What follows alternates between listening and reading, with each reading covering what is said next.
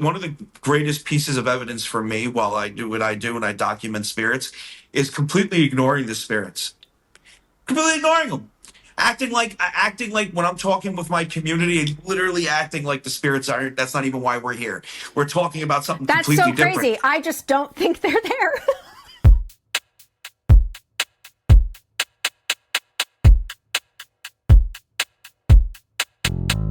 Welcome to Splintered Spirits. I'm your host, Gary, and along with my nephew, John Santa from Santa Paranormal, we explore spirit communication to try and answer the question, what are spirits?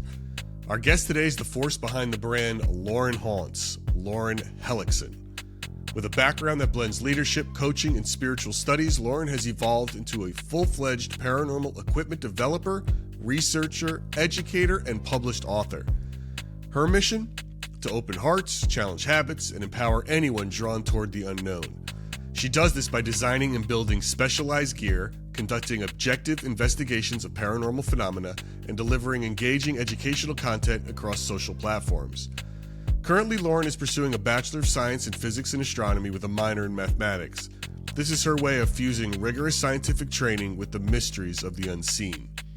She's particularly known for her equipment builds, gear that merges occult-inspired aesthetics with theoretical frameworks of energy, electromagnetism, and static fields, aimed at improving how paranormal investigation is approached. Although if these devices picked up her energy, they would explode. She is top shelf and highly kinetic. Let's dive into this conversation. It's going to be a lot of fun. All right. Lauren, welcome to Splintered Spirits. Hello. So glad to be here. Glad to have Thank you. you so much for being here. Yeah. Lauren, you've got a really interesting background, so I want to get into it. First of all, where are you right now? Where do we find you? Like geographically or Yes, geographically. What part of the world are you in? I'm in Northeast Ohio. I live in the Youngstown area. Probably never heard of Youngstown if you're not from Ohio, but No, I was hoping you got to give me a big city, dude. You know, please, so I don't know anything about Youngstown Ohio. is a big city, okay? So if you are, so here's like Cleveland, and then we're like over here. We're by Newcastle, Pennsylvania. We're like on the border of Ohio and Pennsylvania. Oh, okay. You know where Pennsylvania is? Yes. Sure. Okay. Listen, we're New Yorkers. We're New Yorkers. Everything's a suburb. Don't you understand? Okay. Yeah. Everything's... So, what part of New York are you in? Well, I'm in LA right now, but John and I are both from Westchester County. Oh, okay. I was like, I thought you said you're in California. My sister lives in northern New York. Okay, yeah. So I'm like right on the border of Pennsylvania and Ohio in a wonderful steel city called Youngstown. So like Pittsburgh area, Youngstown. But then also I'm inside my my workshop here. So there we go. Lauren, what did you fall in love with first? Was it science or spirits? Oh man. I don't think anybody's ever asked me that before. That's a really difficult question. I would probably say my interest in science and like science adjacent, like astronomy and things like that, happened when I was very young with my dad. And I didn't really develop the interest in like the supernatural until I was at like reading age because of my mom's love of like horror literature. So I would say science first.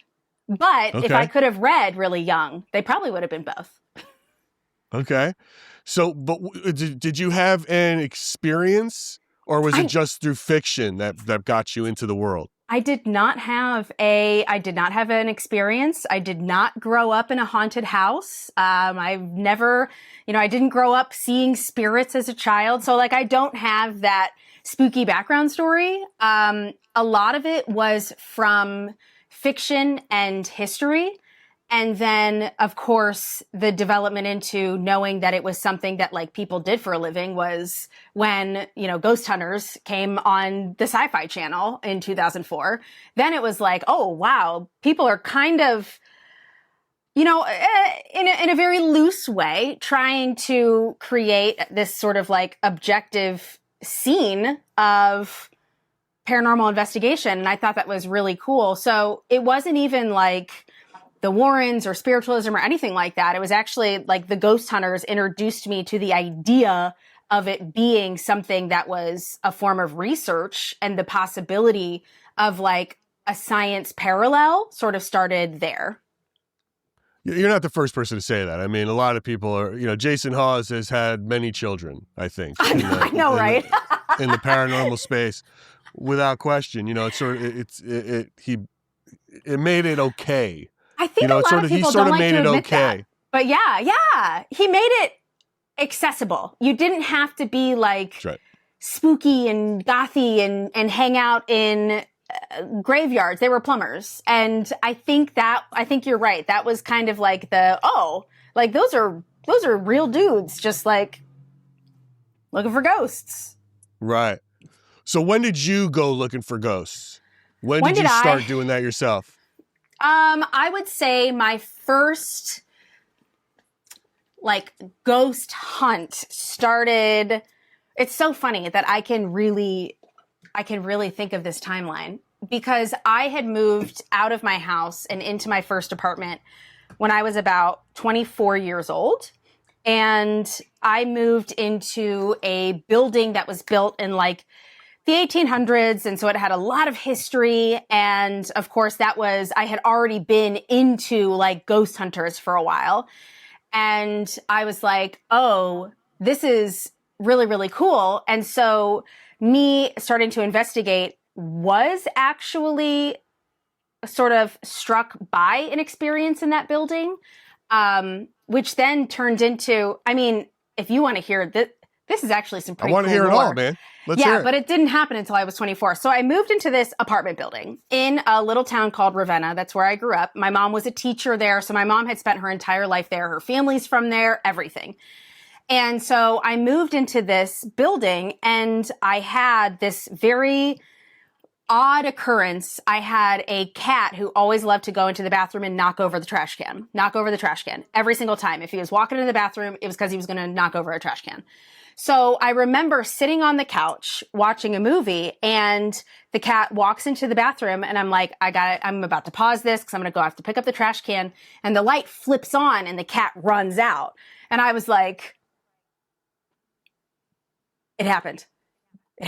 Oh my gosh. And you have that, like, it's not like, ooh, let me go investigate. I was literally like, don't move. Oh my gosh. And I walked into the bathroom and I was like, thank you. And that was kind of like, all right, I guess it's game on. This building, we got to get to the bottom of this, Scoob. And so that's when right? That's when I went down to the old Paul's Do It Center, which was the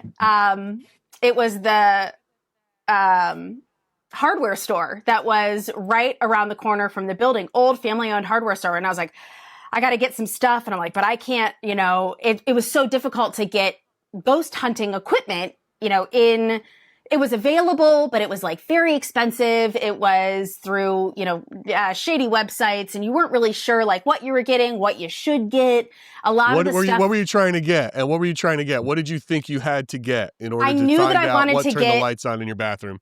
I knew I wanted to get a digital recorder, and I knew that I wanted to get an electrician's EMF meter, because Jason Hawes, which I'll give this to him 100%, and it still stands. It stands even more true now. A lot of the tools that they used were never developed for the paranormal. They were things that they had access to as these plumbers or electricians. And so getting an electrician's EMF meter, and things like that, that's what was sort of important. And I didn't know where to go, so I went to Paul's Do It Center. Paul knows. Paul knows. He knows. Doers get it done. And I think that was their tagline. And they had like minimal electrician stuff, like a level and things like that. And I ended up getting one of those like leveling pendulums, and because I knew that was a thing, and it was a very discombobulated thing. So then I also went over to the Walmart And well, that the is where pendulum I feels, found. sorry, the pendulum, sorry to interrupt you. The pendulum feels like a very witchy thing. Like, So the funny thing is, I'm going to use this pendulum, and if I hang it here and it yes. starts to move, then it's, Well, as that's what opposed to it the was. EMF meter feels very, like, that's But more the funny thing science. was, it was like a pendulum for people that work with like concrete. You're right. So No, but it that's was what I'm like saying. not You know, but witchy. that whole idea, Oh, that's yes. like hanging it over a pregnant woman's stomach and seeing if Yeah. it's going to be a boy or a girl, right? Yeah, but It's I just didn't. sort of- I didn't know how that stuff worked. I was just like, Sure. this is we're gonna get this, and then the Walmart did, because they had a lot more. We had one of those like fancy super Walmarts, and they ended up having a very, very inexpensive, cheapy, like not even really like an EMF meter, but more something that you could gauge like electrical flow. So I had just these things that made absolutely no sense. Sure. But I had my digital recorder. I was able to get a hold of that. I ended up finally getting an EMF meter, and those were that and a flashlight. Those were the three things that I started with probably for, I mean, a good 10 years-ish were those Wow. three things. That was it. I used other people's equipment, but I could never really find like the means to drop $200 on like a REM pod or something. So Right. it was that. And then it was mostly in my apartment building.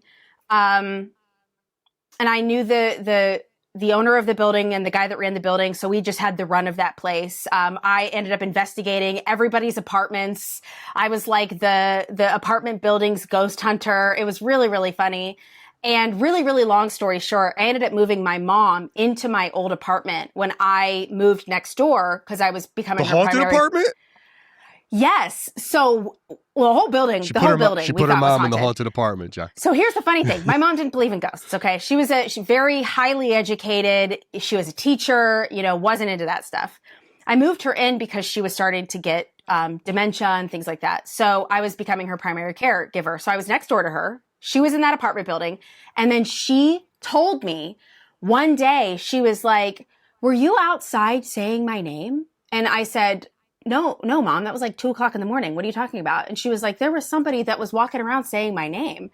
And I'm like, I mean, I don't think there was. And then later on, this was before she got like really bad. She was like, "I know why this place feels so familiar." And she was like, "This is my grandma's old apartment." So this is a very long story short. There's a lot more to that story. Is that true? Is that true though, or is that? Yes. This was her grandmother's apartment. That was 100% true. Her grandmother lived in that apartment, my first apartment. That's weird, right? Isn't that cool? Is weird. And that is very cool. And you found that out later. You looked that up after she said it. I found that out later because her family has been there forever. So there are plenty of records, maiden name. I could find her parents. I could find her grandparents. Like they have been in Ravenna for so long. So it was very easy to find mailing, and the apartment numbers changed, but her grandmother lived in that apartment complex, and there's only one level. And so we kind of like mapped it out according to either old mailing records or they had the whole door that had old electrical, and everything was labeled with the old apartment numbers. And I was living in her grandmother's apartment that was renovated. So it wasn't the exact workout. And then she ended up living in that apartment, and I was living next door. And she had this very odd experience. I had this very odd experience. So do I think that validates that ghosts are real? Absolutely not. I think humans are a very big piece to this puzzle, and I think we will put the puzzle pieces together, but it's pretty cool. That is pretty cool. And also, I don't know if it's a mean or hilarious prank to put your mother with dementia into a haunted house. I haven't decided yet. We'll come back to that in a minute. It's sort of like, I'm not quite sure. She's now my favorite ghost, if that helps. She's fine with it. All right. All right. So, are you still in school? Are you studying still for your bachelor's in physics and all that stuff? Is that currently active for you? I did. Yes. I just started.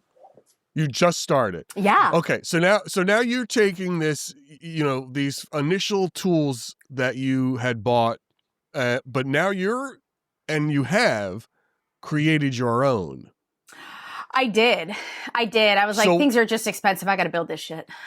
So what? Excuse my language. That's No, it's okay. okay. We're not live, okay. and we can swear. It's quite all right. Yeah. I want to hear about how you went about that first device. All I right. want to know, what is that process for you, and what did you not, despite the cost, the price point of the other things, what was it about that you needed to make or fix or tweak that you didn't like about those other things?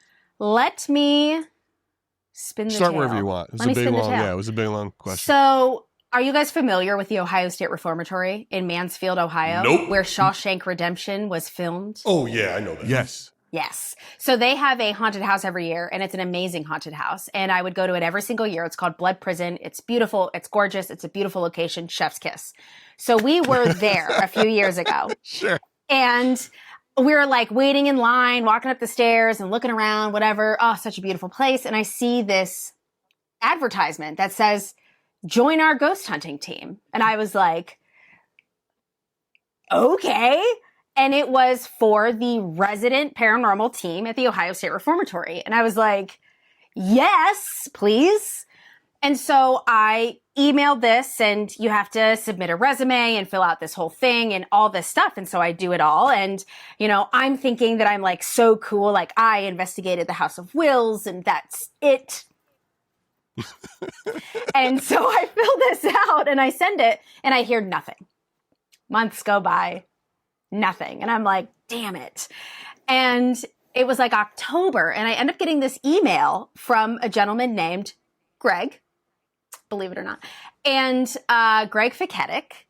And he was like, hi, I'm so sorry. I just found your email. It looks like it was misplaced, blah, blah, blah. We'd really love to interview you. And I'm like, oh, okay, great. And so I get on a call with him and his wife, Kathy, and we're just talking and everything. And it's so great.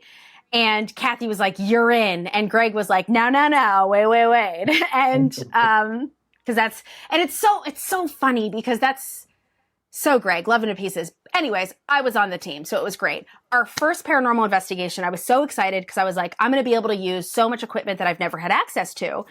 And so we're at this ghost hunt, and Greg's putting out all this stuff. And I was like, what's that? What's that do? What's that? Can I take that apart? Can we do this? What is this? How does that work? And he's like, holy shit.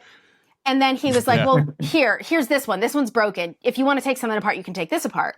And it was something that looked like this.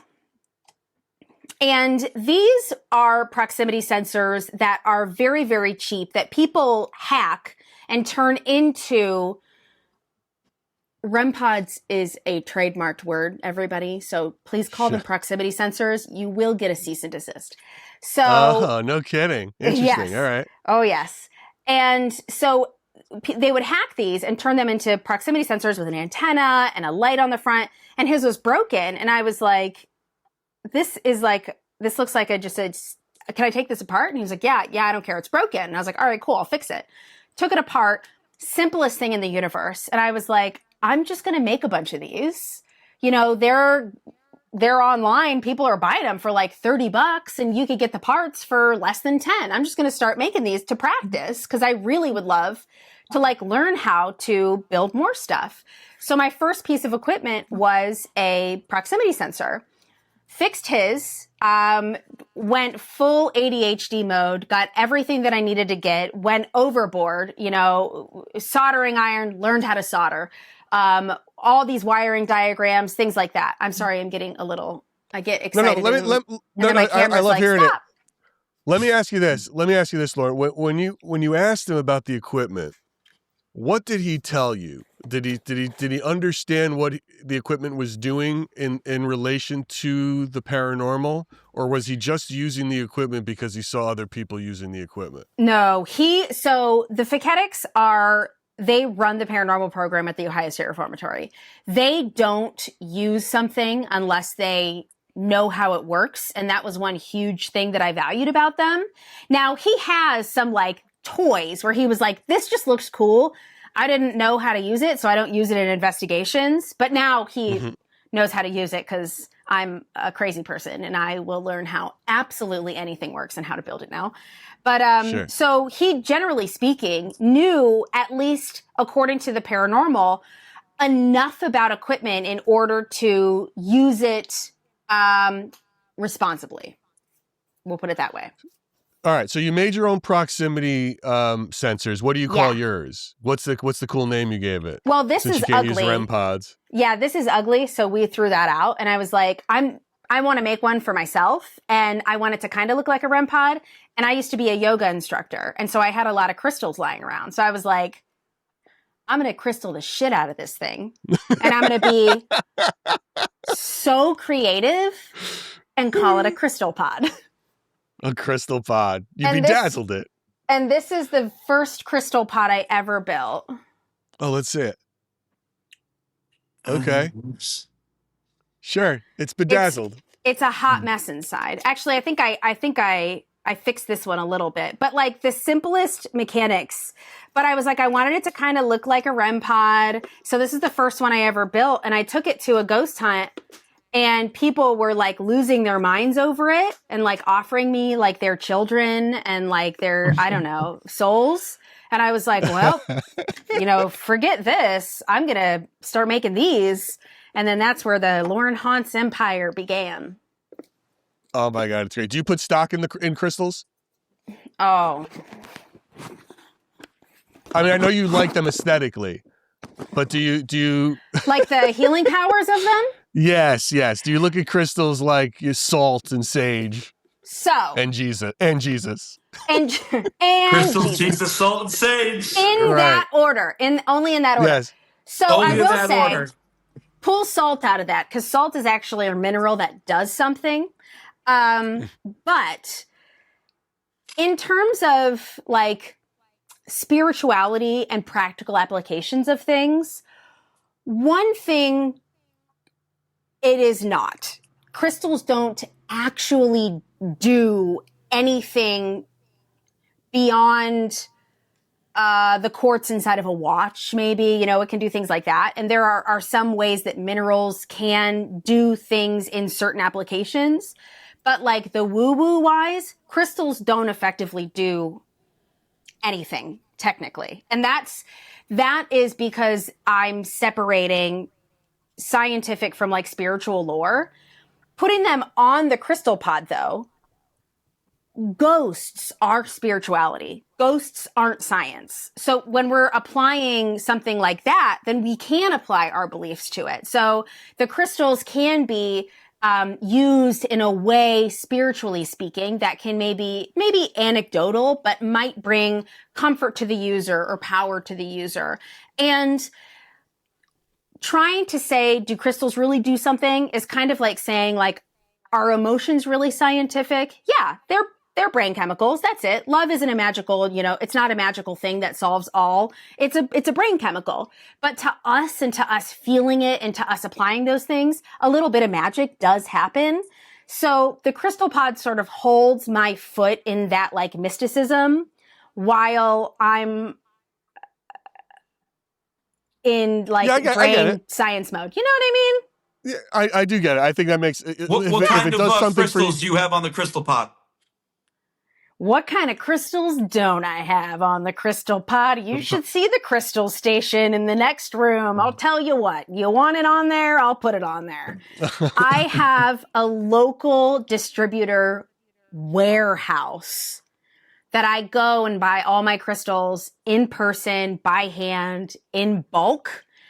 The flagship crystal pod, the original, was clear quartz and amethyst.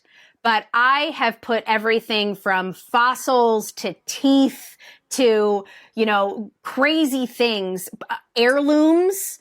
I designed a custom pod for a woman, and I put her mother's like rosary, and I designed the pod around it. Oh man, it's been a good time. That's clever.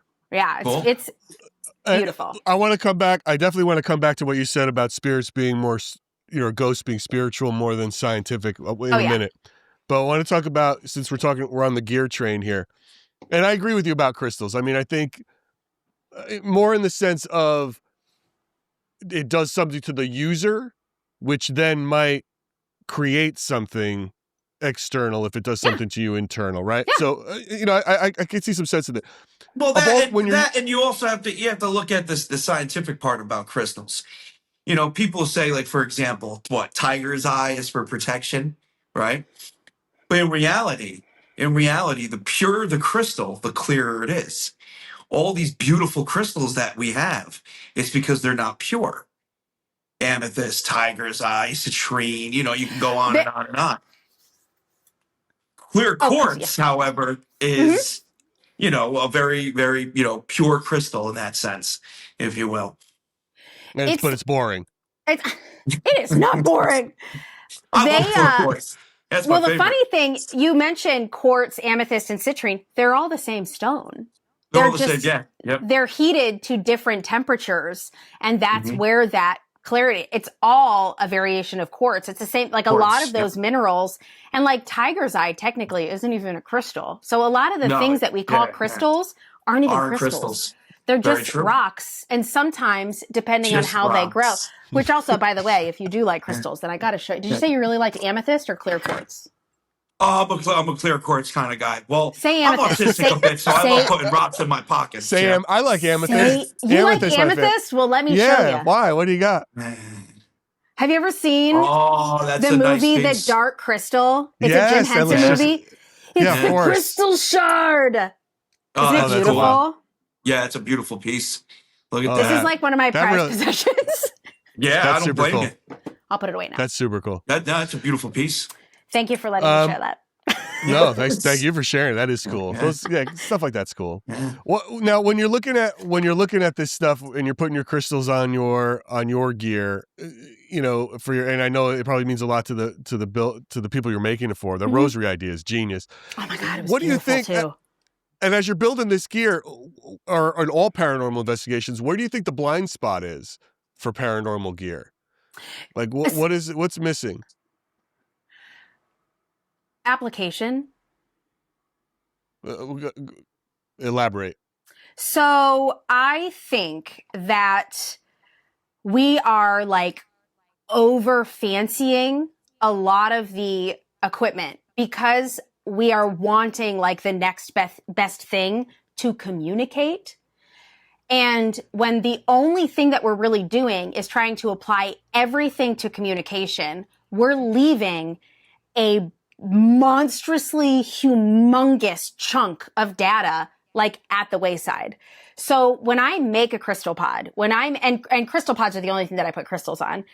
When I make a crystal pod, when I make a motion sensor, when I make a static sensor, they are simplistic in nature. I have a lot of very fancy, like crazy pieces of equipment that I use for my own personal like exploration. But when I make sort of my like core pieces, they're for like atmospheric change detection, not communication. And that's on my website. That's in the manuals, everything. They're not communication devices. They're to alert you to changes that maybe then you can explore a little deeper. So in terms of like what's missing, I don't think it's a piece. I think it's the application. It feels like it's those investigators who might be doing like a triple blind or something. They need everything. You want the EVP, you want the atmospheric change, you want the detection of all of it to check and your they can usually experiment. have all of these things everywhere in the room and fill it with all these devices and all of these blinking lights and all of these noises and all of this data. But it's not super, super common that I get a very clear why. You know? Okay. Yeah. Yeah. So like a lot of like the why is missing, the clear, more boring application of a lot of this gathering of data, like the why. What are you doing it for? What is the question that you're trying to answer? How are you compiling this data? Why are you getting this data? What is it for? Is it for evidence that you can share on social media? It's like, so answer that for yourself. Like what role do you feel these energy shifts or static fields, play in haunting or the paranormal or in these phenomena for you? When you detect it, what does it mean for you? in your investigations? If I were to be setting up now, do we want to go scientific? That's boring. Or do we want to do like tinfoil hat? I want to go for Both. what you believe it is. Okay. So yeah, like how you approach Both. it. Yeah. We'll go science first, because that's the very boring part. Because I'm still at the very, very base application of, I presented a paper at the Gettysburg, there was a Gettysburg symposium that you had to submit academic papers in order to even present there. There were no vendors or anything like that. It was purely to present your research to other researchers. And I had presented a paper on something called the KSE method. And it was like the simplest Sorry, method. say that again. The KFC method? Like Kentucky Fried Chicken method? Got it. K, S as in Sam. Secret blend of S. herbs and spices. E as in okay. Edward. Well, I'll tell you, it stands for kinetic, static, electromagnetic. KSE. Got it. Yes. It is lunchtime here for me. Spirit licking good. Yeah. Spirit looking good. Yeah. It's lunch, right. KSE. Kinetic. Say it again. Kinetic. Say what it means. Kinetic. Static, electromagnetic. Got it. Okay. And Cool. that is this incredibly simple application of like atmospheric trigger tools that just lay a foundation to only document changes. That's it. So it's just about documenting consistent changes in places that have claims for paranormal activity. So it's not about finding apparitions. It's not about getting EVPs or anything. It's just seeing, are there actual shifts that are predictable, repeatable? Right. That might not necessarily There's have a anything third to do one with that I always paranormal, say. though, right? But, well, that's why there's the KSE method. Because if it's something that you can gather, it is and I'm saying boring just to be funny. I don't think it's boring, but Neither it do I don't is. think it's boring at all. Neither do Okay, I. Yeah, okay, we don't think okay. it's boring. Lauren, it's only the delivery that could be boring when it comes to science, and you are not boring, so please continue. I thought you were going to be like, it's only your delivery is a little boring. It's only and I'm like, your oh. delivery. No, I'm saying it's not. You're doing great. No, I find you're it very fine. interesting. So please keep going. Oh, Yes, yeah, go I'll ahead. do this more. Lauren, don't you know that's what we do here on this podcast? We insult our guests. That's what we're here to do. Yeah, constantly. I can take it. I can take it. I can take it. Yes. Okay, so anyway, but so I got we're down. the change in the atmosphere in a place. Go.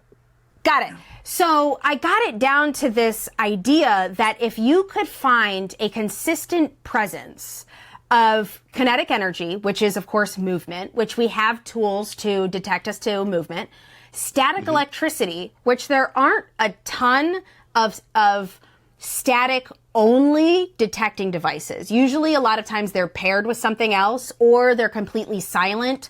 So they're really hard to gather with data unless you're videotaping the whole thing. And electromagnetic radiation, which is like the most popular thing that people like to look for in paranormal, investigation. And if you're able to get this consistency between these three things, if you're able to get triggers of all three of those, even one time consistently in a 5-minute period, then it is something that then alludes to the idea that there is something a little beyond normal, as long as you can factor out a lot of atmospheric data that usually will interact with things like that. But that's why those three are together, because we know that there's a ton of false positives with EMF. We know that. We know that there's a ton of false positives when it comes to a lot of motion sensors, because a lot of those motion sensors work on the electromagnetic spectrum. So the same things that are setting off your REM pod are going to set off your IR motion sensor too. But static, if it is a static only, and you are able to test it and you are able to bypass all of those false positives, now you have this trifecta of things that are pretty much unstoppable, that if you're able to document those things together, you may have something of interest. And it has nothing to do with talking to ghosts. It has nothing to do with seeing apparitions. It has nothing to do with using a spirit box. It's super simple, and it's just, it's boring. So it's not something that's explored a lot. I mean... So when you're faced with something, so let's say you get a hit on all three of those. Well, you boring. personally. It's boring from an entertainment standpoint. Correct. But from a science correct. standpoint and a data standpoint, Right, it right. is hardly boring. It is completely, And there is a lot of academic work happening behind the scenes, which I'm very, very grateful for in terms of like science community and the paranormal. And none of this stuff is on YouTube. So Laura, what would you, if you get all three hits, you're out in investigation, you get all three hits, what is your first question when how do you balance skepticism versus openness on that front? So if you are able to have some set controls in place, which also means that we have done preliminary sweeps of the neighborhood and the surrounding area, making sure that we know like where the police stations are, where the firefighters are, where the closest radio tower is, where you are in proximity to things, where you are in proximity to the highway, because shortwave radios and the truckers, those will set off your REM pods, believe it or not, and you'll never be able to debunk that because it's the 18-wheeler that's going down the highway. So all of these things together, and if it were something that I had 3 pieces set out or multiple pieces set out, and we got kinetic energy, static electricity, electromagnetic hit, I would shit myself. So let me ask you, yes, scientifically. Scientifically, you'd shit yourself. I call it shitting my cheeks. Same thing. I would have to. I can't even answer that because I don't. I came close. That's how I know. I was like, I'm going to have like a fucking breakdown excuse my language, for a second if that were to happen, because I've worked so hard on making it something that's so impenetrable that if it were to happen, I have not crossed that bridge yet. So I can't answer that question. When it comes to the data, are you looking for all 3 of those things simultaneously getting triggered? Or are you looking for one little pop off here and then a static pop off there? Like what exactly are you, obviously data is data. You're going to take in whatever you get, right? But what would make you excited? A spontaneous, triggering of, say, all 3 objects? That means something's just fucking standing on it. If that happened, that's something that's in the immediate vicinity. I have not come close to that. I have not even come close to that at all. And I am faced with a lot of the most haunted places. I'm on the resident paranormal team for the Ohio State Reformatory, but I also have regular, I'll be at Hillview Manor in Newcastle this week. I have regular places that allow me to do research and work there. And a lot of those places I'm able to get into by myself. No workers, no nothing, in which order is key, to in just... my personal opinion, which is key. Yeah. That's awesome that you can do that. Yes. And it's because of being able to do this kind of work and this research. Places want to be a part of it. So it is very nice to have access to that. And then a lot of people that are working in this sort of same academic field. And then we share data and we talk about it. And there's a lot of peer review when it comes to, not formal peer review, but peer review when it comes to our ideas. And but you must have come across some stuff, Lawrence, I'm sorry to interrupt you, but you must have come across something that you feel is supernatural, right? Up to this point. I've had some fucking doozies. Okay, so what can you tell me? Can you tell us ghost stories? Something that might not have? Yeah, I want to hear a ghost story. Yeah. Something that is where you've really come across. Well, hold on, Gary. Wait. Let's save that. Because she only told us the science part of it. Oh, she didn't get into the other part of it. She got the tinfoil hat part. Fair enough. Let's get into the tinfoil hat part. Motion sensors are very prevalent in the paranormal. Electromagnetic radiation, ghost hunters love their EMF. Love it. Chef's sure kiss. do. It's all over the place. If they could piss out EMF, they would. But the funny thing is that we do. We're infrared radiation. So anyways, static by itself is something that I am so wildly obsessed with being a key to unlocking something about the supernatural. And I'll tell you why. I was about to ask why. So, She's thinking ahead. She's 2 steps ahead, John. She's 2 steps I know. ahead. I love it. I love it. You're playing checkers. Can't wait to hear it. we're familiar with protons, neutrons, electrons, you know, the mitochondria is the powerhouse of the cell. So we're going to focus. Lauren, we're not idiots. Continue. Duh. So let's go. We're gonna focus on electrons. Electrons are the base of static electricity. So what happens when you shock someone? You are in your wool socks and you across the carpet. There is an exchange of electrons. You become imbalanced. You touch something that's a conductor and a bzz happens. An exchange of electrons. You are back to being grounded out again and everything's kosher great. Awesome, awesome. Static electricity is also found in nature, prevalently in nature. Do you want to know what the biggest source of static electricity is? Because I bet you can guess it. Hair. No, in nature. It's huge. It's bigger than hair. It's bigger than the Empire State Building.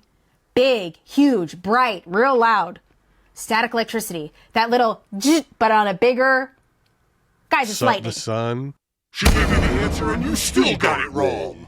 Yeah, lightning. Yeah. I was going to say lightning. Yeah, of course. I was testing John. I'm actually a psychic, and I knew you were going to say lightning. I was just thinking about running like the balloon on my hair to get static electricity. Well, and that little that's lightning. So there is this electron exchange. Another cool thing about electrons, though, is that they're also what's called a point particle.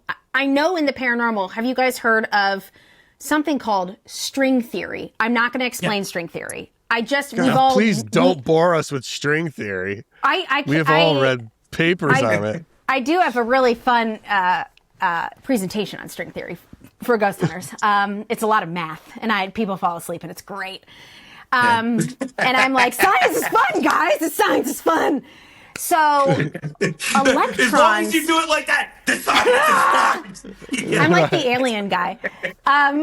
But so electrons are a big piece of string theory because they're they are what is called a point particle, which means that we don't know anything smaller than an electron. And there are various point particles. And the cool thing about point particles is because there's nothing smaller and we don't think that there's anything smaller. They can also exist out in the vacuum of space. That's a very, very condensed version. I have a lot of content on this. Don't worry. If anybody watching wants to know more about it, just look me up. It's fine. I'll go crazy on it. So anyways, point particles are really important and they can also exist in the vacuum of space. Theoretically speaking, if we're going to talk about dimensions. Yeah. In a spatial dimension way, sure. Which scientifically dimensions are very, very cool, but not as cool as people think that they are. It's not like sci-fi. However, the fifth dimension is all around us. That's what it is. It just, we are living it. We just don't have access to it because we're three-dimensional beings, okay? We're on this timeline that some people refer to as the fourth dimension. But the fifth dimension, if it were real, if anything higher up, like the 11 that we need for string theory, if those are real, they're right here. I'm touching it. I'm touching the fifth dimension. I'm touching it. I just don't have access to it because I am a three-dimensional person. We're all three-dimensional beings. This is a three-dimensional world. I digress. If we were to think about dimensions like a sandwich, they're layered on top of each other, like spatial dimensions, layered on top of each other in this theoretical aspect. Between them, it is surmised in very fringe quantum theory that the space between those dimensions are nothing but the vacuum of fucking space. What can travel through the vacuum of space? Light. Point particles. Man, I get no credit for actually saying the right answer this time.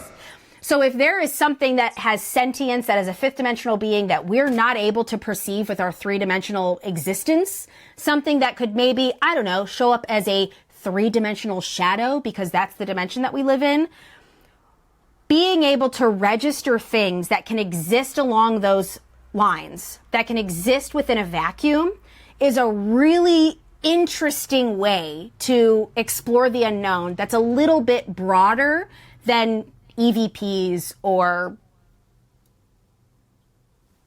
touch this antenna if you're here. Yeah. Thank you for that. No, that's So basically, I'm your ghost, Lauren. Lauren, I'm your ghost. Well, the Come funny on, thing you about guys- that, Did you get the you reference? like how I'm going to take that totally seriously? No, I'm not. I don't have that reference. no, I don't get it. None of us. Get it. Interstellar. Oh, the Interstellar. Sure. Oh. Interstellar. Yes. Yes. That's what you're. That's yeah. Dropping it's awesome. through. Yes. Yeah. So, and Right, that's the idea, right? When he drops That's through the black hole and he's talking that's through it kind through of time. the idea. She's actually expanding on that big time. Like Interstellar, that's a watered down version of what she's talking about. She's talking about like it's kind of the same, but it's a little different with the static electricity and all that. I get it. I'm on your page, Lauren. I am on your page. Yeah. I just dumped it down. Well, with the gym. look, we're jumping all over the place a little bit, and I want to get us a little bit back on track for welcome one to second. being But and inviting me on your show. It's just no, what I happens. love it. But here's the thing. But this is. I love the chaos. We'll take a step back, but this. I want to go back to what you said earlier, that you think spirits or ghosts are spiritual, not scientific. Well, then what? And based on this thing that you just said, what do you think spirits are? What do you think ghosts are? Well, I will kind of like playfully say that I am the ghost hunter that doesn't believe in ghosts. And the only reason why I would say that is because I think that human beings are so innately part of that loop that the only reason why it's called a ghost and why we have labeled it with this humanity and with this sentience and we've like anthropomorphized. I can never say that stupid word. Sure, it's not a stupid word, but how we give it these identities. It's what Disney does to animals. Yes, and we're doing it with random spikes on, but then we're also adding a story to it. We're adding an emotion to it. We're adding human beings. If there were no humans, there would be no ghosts. And I know that's like, well, yeah, no shit, because ghosts are humans. But we are putting our emotions and we are putting our own humanity and we're putting our own mortality to this sort of line of thinking. And I think a lot of that I say that has all the time on my live, Lauren. All the time. I mean, And I then think a even lot get of that into is the just... the whole romantic paranormal aspect of it all the time. It's I mean, we it's a as human humans- condition. Yes, we do that Yeah. all the time with things. Sure, definitely. We struggle with our own mortality. We want to know what's on the other side. Some people create religions. Some people create the afterlife. And So And then I what do you think- think it is? well, without the tinfoil hat, I don't need to have it. There are so many phenomena, things that we think are phenomena now that 100 years ago, phenomena that we know what it is now was looked at as witchcraft, as Zeus, as Yes. these Zeus. crazy random things. And so if there are actual anomalous occurrences happening out in the world, I think it's just another layer to that, which is just as mystical and crazy and wild as the next thing, or it's aliens.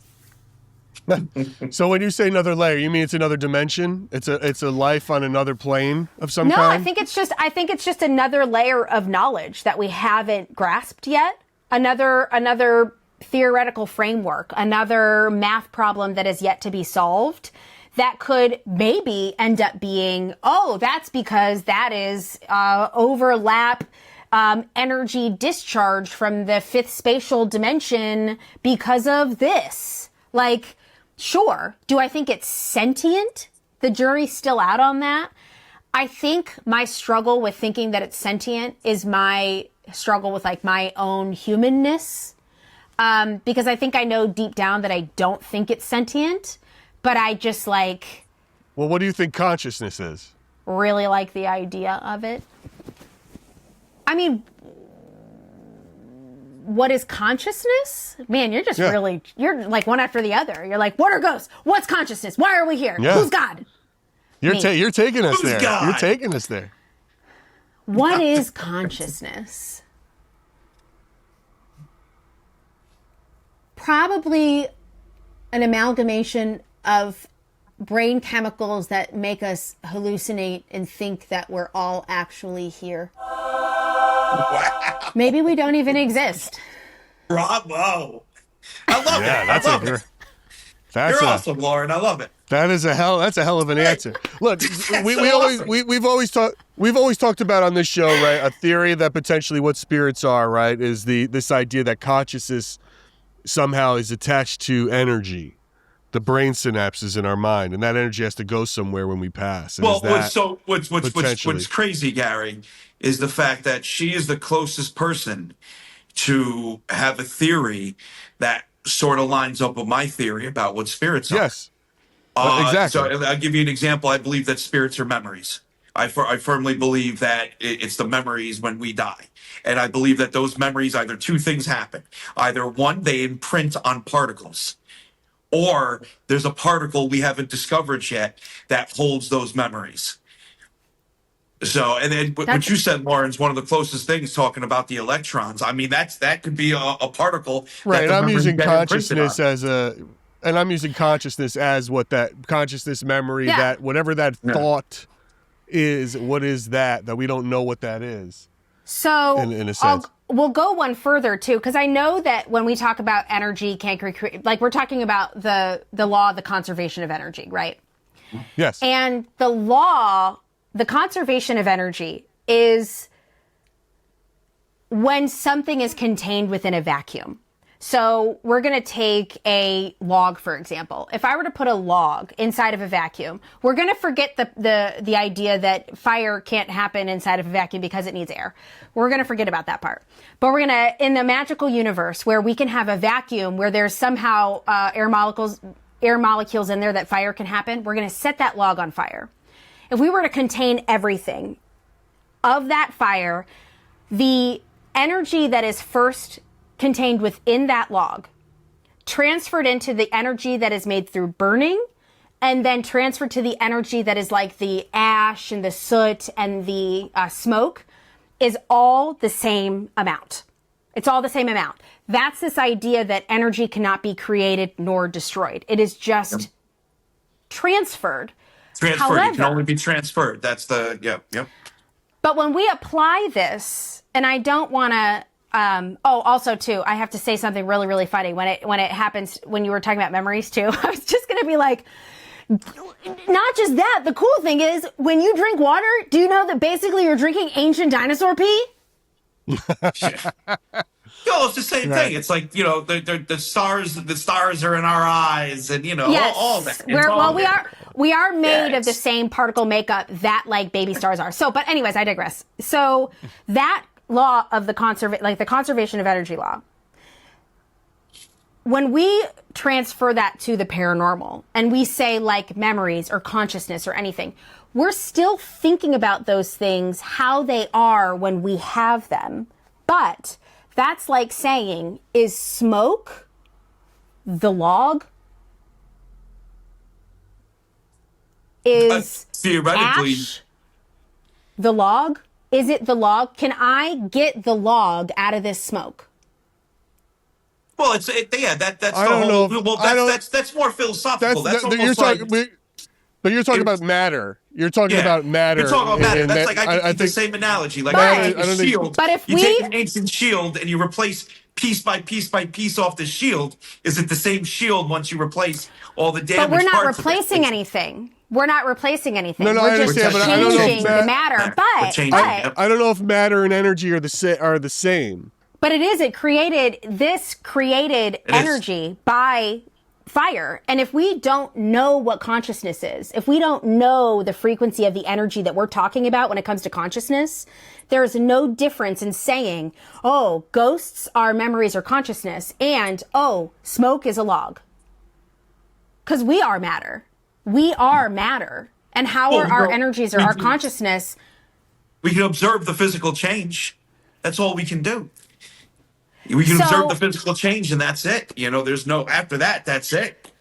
We know that the log changed to smoke and ash and whatnot, and that's it. That's all we can do. And it's the same amount. So that's that whole energy can't be created nor destroyed. But then also, if we take it out of the vacuum, all of that dissipates and it goes away. There's no more smoke. There's no more ash. There's no more char. It biodegrades. The smoke goes into the atmosphere. Sorry, I had to interrupt and do a deep dive on this. I also put my glasses on to look and hopefully sound smarter. Matter is the physical stuff that holds energy inside its structure. Energy is what gets released or transferred when that structure changes. In this scenario, fire is the catalyst. When the log burns, most of its atoms stay as matter. They simply rearrange into new molecules. But part of the log's stored chemical energy is released as heat and light. Nothing disappears. The matter becomes different matter, and some of the stored energy becomes visible and measurable.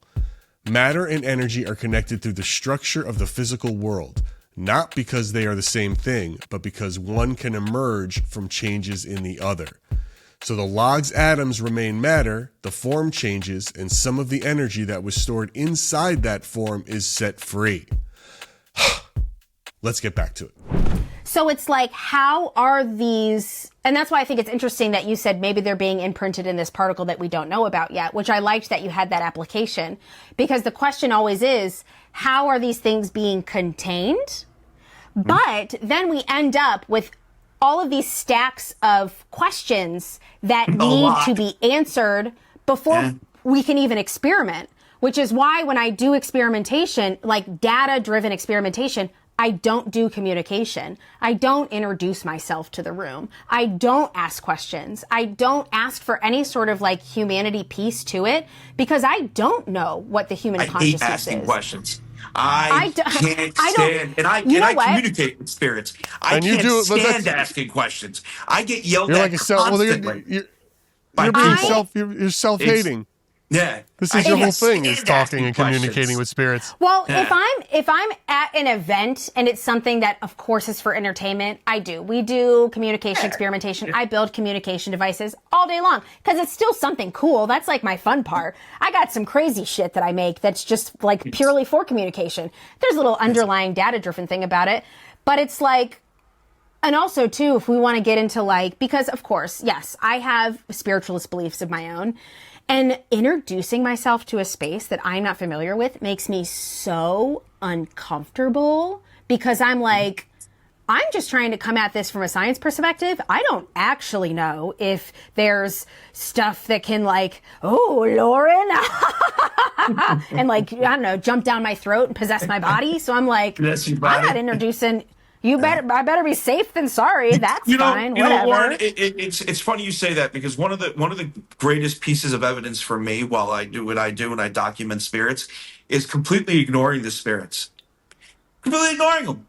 Acting like when I'm talking with my community, literally acting like the spirits aren't. That's not even why we're here. We're talking about something completely different. That's so crazy. I just don't think they're there. Yeah, you just don't think they're there. No, like, that's cool. That's kind of what I do. Yeah. Lauren, I want to look. We solved this, right? I feel like we all there was a lot of smart talk. I feel like did we just solve it? We have answered all the questions. Like, I feel like we solved it. Did we solve it? God is real. She is a scientist. She's a scientist. That is probably true for sure. Yeah. Look, I got a couple minutes here, hey, Lauren. God thank you so much. First of all, be a woman. That is true. Lauren, thank you so much for your time here. I got a couple more questions for you, if you got it. As we wrap it up, which is, I want to know what you think of, because we're talking about tech and science and gear, what you think of the phone apps that are so prevalent these days. I think accessibility-wise, I think that we try to force people to take things really, really, really seriously, and we will input our own biases when it comes to people starting to explore the unknown. And coming from somebody who couldn't afford a lot of stuff, some of those phone apps, the ones that you pay for, but accessibility-wise, people might not be able to order equipment or anything like that. And maybe they have a gift card for a couple apps to the App Store and they decide to get that one. I would never poo on somebody's preference when it comes to their accessibility. Do I think that they are just as scientific as the majority of other pieces of equipment that's being used out there. I think they're mostly anecdotal, but we turn flashlights into anecdotal evidence every single night at a haunted location. So for me, it's just like, try to explore what you can.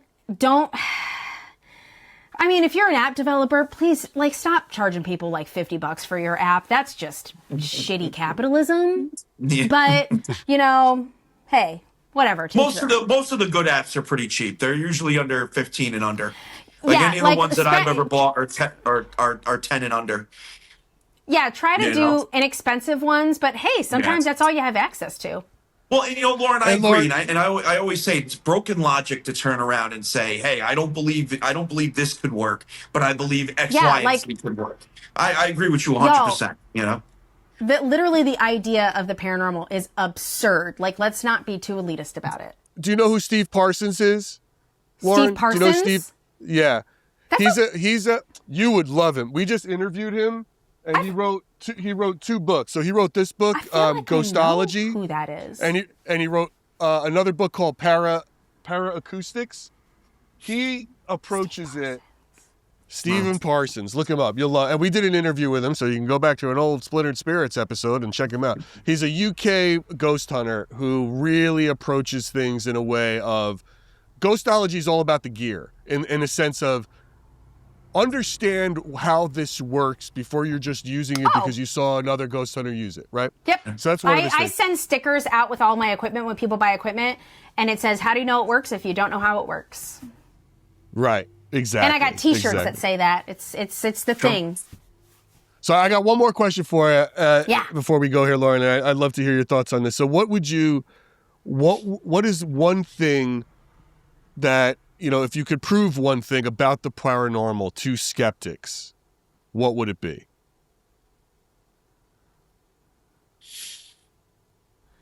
That there is a large community of academics that are doing active experimentation that has nothing to do with ghosts, and we're not all crazy. So really nothing about the paranormal. It's just about the perception of it. And also too, you're not going to get a medal for yelling at people because they have beliefs. Exactly. I know. It's so true. It's so true. So true. Yeah. You're just acting fully dynamic.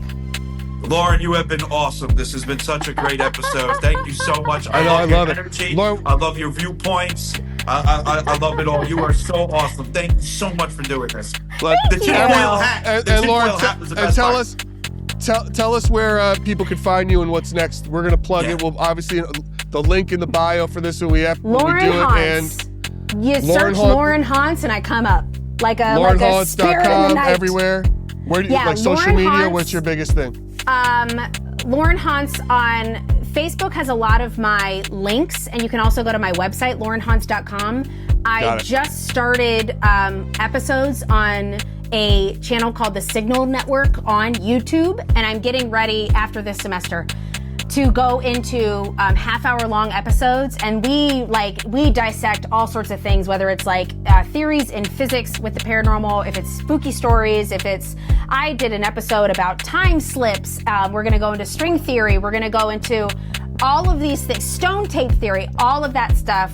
We're doing it, they'll be half-hour episodes. Right now, there are a bunch of shorts on there that are really cool, really interesting, so Lauren Haunts, my website has all those links, and my research is up there, and yeah. Well, that's it for another episode of Splintered Spirits. Be sure to like, share, and subscribe to our YouTube channel, Spotify, or wherever you get your podcasts. Until next time, stay curious.